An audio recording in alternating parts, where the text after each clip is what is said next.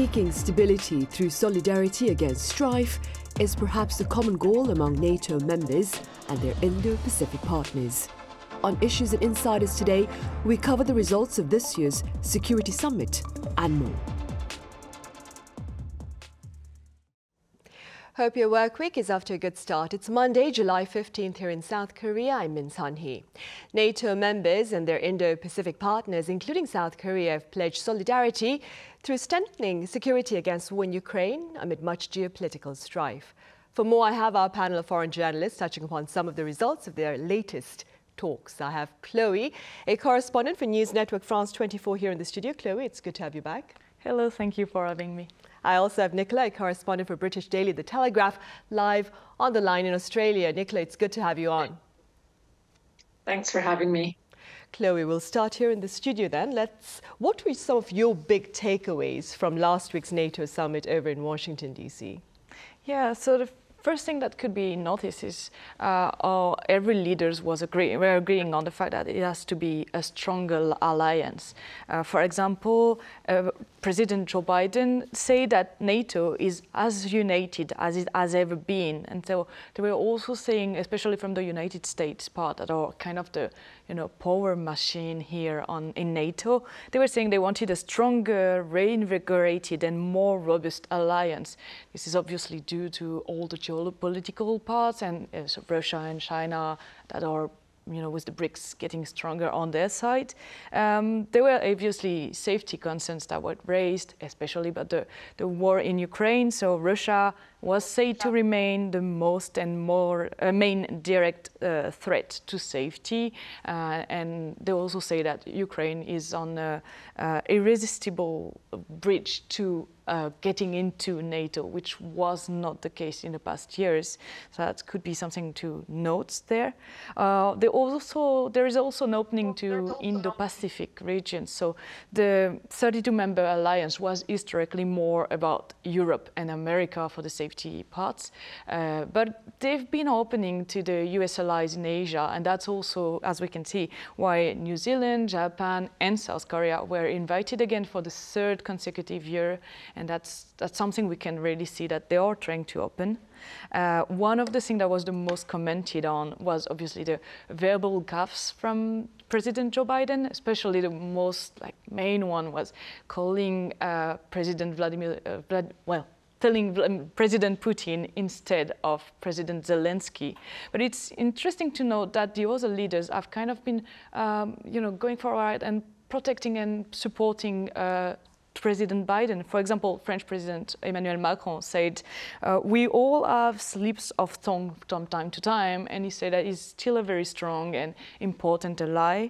And on a quite positive note as well, NATO has been promoting a new policy on women, peace and security, so for gender and equality and peace. The first one was done in 2007 and it was not updated until now. So now there's an update to include new threats to women especially. For example, the technology facilitated gender-based violence through, for example, artificial intelligence. Right, indeed. And Nicola, what about you? What do you believe were some of the tangible advances at this year's Security Summit in Washington, D.C.? Well, echoing what Chloe said to begin with, there was some very strong messaging about the deepening alliances between NATO countries and the four Indo-Pacific partners who were there, South Korea, Japan, Australia, and New Zealand. And really, Ukraine, Russia, and an increasingly aggressive China dominated the agenda for much of the meeting. We saw strong backing for Ukraine from NATO. They stopped short of offering Ukraine an invitation to join, but did say that they were on an irreversible path to membership. And there was a pledge to maintain a baseline of roughly $43 billion in annual support to Kyiv. And there were new pledges on air defense support, that was including a Patriot missile system and also a new NATO program to provide reliable military aid and training. And for the Indo-Pacific region, there was several significant statements. There was a first-of-a-kind warning to China, it called China a decisive enabler of Moscow's war with Ukraine, and the NATO alliance told China to cease all material and political support to Russia's war effort. That was a very significant statement, and Jens Stoltenberg, the NATO chief, said it was the strongest message that NATO allies had sent to China to date about its contributions to Russia's illegal war. And obviously China does deny this, and it called NATO's, in response to NATO's statement, it said that it was a belligerent liar that was destabilizing the Indo-Pacific. So we also saw a very strong reaction from China. But Mr. Stoltenberg, he doubled down on these claims, and he told reporters in Washington that China was providing equipment, microelectronics and tools that were allowing Russia to build missiles, bombs and aircraft to attack Ukraine. And in the middle of all of this, NATO said that it wanted to deepen ties with South Korea, Japan, New Zealand and Australia to stand up to authoritarianism and this growing alignment between Russia, China, Iran and North Korea. So that's obviously an important message to this region. And the 4 Pacific nations who were there issued a joint statement of their own to strongly condemn the illicit military cooperation between Russia and North Korea, which we've been seeing deepening over the past year. And they also spoke about forging closer ties with NATO. If we look at South Korea specifically, it made a pledge to double contributions to NATO's trust fund for Ukraine to $24 million in 2025. And that is in addition to $2 billion in long-term loans that it has pledged. Right, and staying with South Korea's interests within the framework of NATO, Chloe, what are some of the gains for the Yoon administration from its latest attendance at the NATO gathering as a partner nation? Yeah, so at first, like Nicola just said, so NATO is trying to get closer to South Korea. They've announced 4 new joint projects with Japan, New Zealand, Australia and South Korea. And it's going to be on Ukraine, artificial intelligence, disinformation and cyber security. So that's, first of all, something to see that NATO themselves, the leaders of NATO, are also willing to open up to South Korea and to give things to South Korea. President Yoon was quite active during the summits, and he went for a lot of bilateral meetings. So that's probably where we can see the more tangible national gains here. So obviously the main one was the meeting with the United States, with the President Joe Biden. They signed an agreement for nuclear joint deterrence efforts. So President Biden said that North Korean nuclear attack, if there was one, against South Korea, would be made with a swift, overwhelming and decisive response from the United States. That's obviously, we can link that to the agreement that was reached between Vladimir Putin and Kim Jong-un last month, where they decided to sign a comprehensive strategic partnership treaty that includes a military counterpart from both of those countries. So that's kind of the answers from South Korea and the United States as allied nations. It's interesting to note that, according to First Deputy National Security Advisor Kim Tae-ho, this is the first time that it is explicitly stated in a document that the US nuclear assets could be used and could be assigned to mission for deterring and responding to North Korean nuclear threats. So that's an important part. Also, it's interesting to see that it's coming in a time where there's an increasing interest in the question of should South Korea get their own nuclear weapon or not. So that's kind of going into the base camp of people saying no, South Korea doesn't need to develop their own nuclear armament because there's the deterrence from the United States, and so that's a strong stance from the United States on that point. Another point that was to be noted, maybe more economical there, President Yoon Suk-yeol also met with the Czech president, and that's in the at the moment there is a kind of a competition between between South Korea state-run Korea Hydro and nuclear power and French state-run Électricité de France, EDF, because they both want to win the bid to build 4 new nuclear reactors in Czech Republic. So that could be a way for South Korea to be getting a bit of an edge in advance compared to France in that bid. We will see in the future. We will see. And moving from economy back to security, Nicola, some claim that South Korea's ability to perhaps arm Ukraine has raised its potential role within NATO. Do you care to explain these claims and also to add your personal take on them?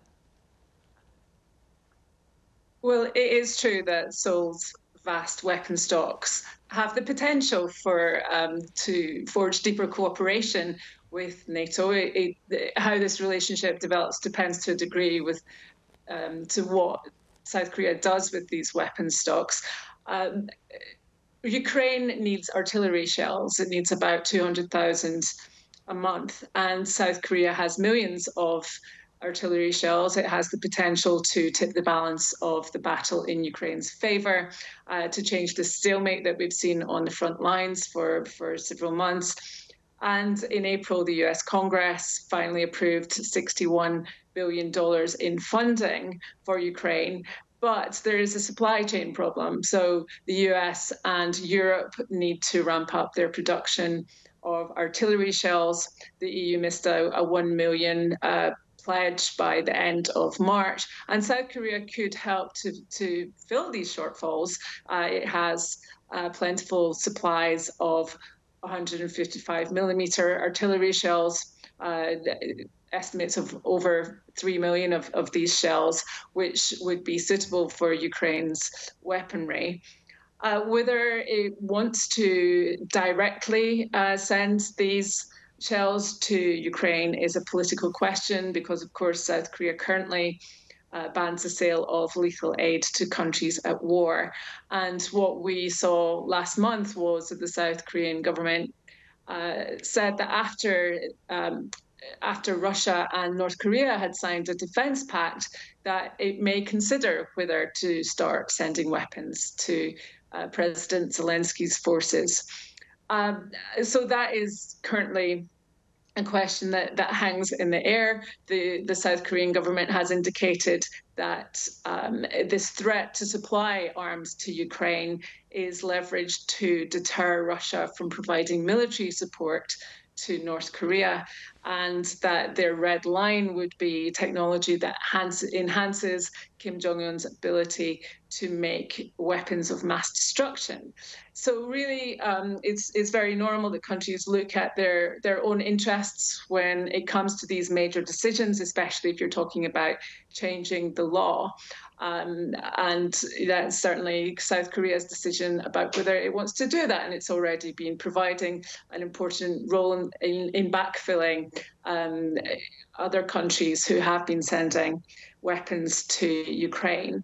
However, it could also take into consideration the kind of wider moral argument about providing to a sovereign country that has been invaded by another one to help bring a swift end to the war, and also perhaps look at the longer term consequences of what it would mean for Ukraine, for Europe, for the Indo-Pacific, for the world, if Russia was able to win the war in Ukraine on its own terms, and what that would mean for this international system, that this rule-based international order that we've all grown up with, and we've all been so used to, and that South Korea has also benefited from in over the past few decades, that this could potentially be seriously undermined by a Russian win in Ukraine. And so that is a long-term consideration that is in play. And also we're seeing a huge toll on Ukrainian civilians. Just last week we saw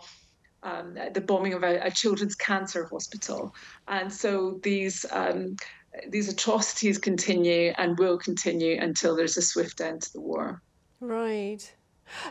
Nicola, you're currently in Australia and staying with the war in Ukraine. What can you tell us about Australia's pledge of support for Ukraine as announced at NATO? Australia has pledged $240 million in funding for 250 million in funding in weapons and equipment for Ukraine, and also has said it will be an operational partner, sending personnel to new NATO security and a new NATO security and training initiative. And this brings Australia's total military assistance to Ukraine to over $1.1 billion, and overall assistance to 1.3 billion. And this latest package that Australia has agreed to includes air defense missiles, air-to-ground weapons, guided weapons, anti-tank weapons, and also artillery and small arms ammunition, and a shipment of boots for Ukrainian soldiers. And when he was announcing this initiative and this additional assistance, Defence Secretary Richard Marles talked about Australia's unwavering commitment to Ukraine and said that it will make an enormous contribution to efforts to end the conflict on Ukraine's terms. He spoke about Russia's illegal and immoral invasion of Ukraine, and that it stands as an affront to international law and rules-based order. And the announcement was also welcomed by Australia's opposition. Opposition leader Peter Dutton said that it was sorely needed and that Putin must be defeated at all costs. He referred to the carnage and the loss of life in Ukraine that was very real. Right. And staying with security, but turning our attention to the Korean Peninsula, Chloe, South Korea says that it will be the first in the world to deploy laser weapons to shoot down North Korean drones this year. What more can you tell us about this intention and its implications? Yeah, so first of all, the announcement was done by the Defense Procurement Agency. And so they are saying that South Korea will begin the production of a laser that that is designed to strike down drones and small unmanned aerial vehicles, so for deployment this year. What is interesting to see is how it will work. So it's a laser that is going to be shot for 10 to 20 seconds, and it's going to raise the temperature up to 700 degrees on the target. And because everything in a drone is electronical, it's just going to, destroy the components and break it. So it's a laser that will make no sound, that will not be visible to the eye. So let's not expect any Star Wars-like effects. It's not going to happen. But what is interesting to see also is that according to the Ministry of Defense, each shot from this laser will cost around 2,000 won, so about $1.50, and it's the very low cost and maybe the lower cost that we could get to this kind of defense. That's something that was also raised, a question that was raised earlier when we saw the attack of Hamas on Israel on the 7th of October with the rockets and everything. And they were saying that it's important to see the cost per shot. So here, that's one of the elements that's given by the Ministry of Defense, saying that it's a very cost-efficient method. This is done by the South Korean defense company Hanwha Aerospace, and so they made a deal with the Defense Acquisition Program Administration that's worth about 100 billion won, so that's around $72 million to develop this technology. The idea is also that it's a technology that's been developed since 2019, and the idea would be to be able to develop it to a bigger extent so that it could also be able to shoot missiles and bigger targets than drones. Obviously, as you said, if South Korea is able to deploy it by the end of the year, South Korea would be the first country to use this technology. And it's also in relation with the fact that in December 2022, 5 North Korean drones came into South Korea. And that's this, and also the balloon that came earlier on, this latest weeks, is a way we can see that there is a real threat regarding unmanned aerial vehicles. And so that's also why South Korea is kind of, pushing to implement this kind of aerial protection. Right, to make sure that our protection, as you mentioned, is stronger. All right, I'm afraid that's all the time we have. Chloe, thank you so much for your time and your thoughts. And Nicola over in Australia, thank you very much for your insights. Thanks for having me. Right, well, that ends Monday's editions of Issues and Insiders. Thank you for watching. See you same time tomorrow.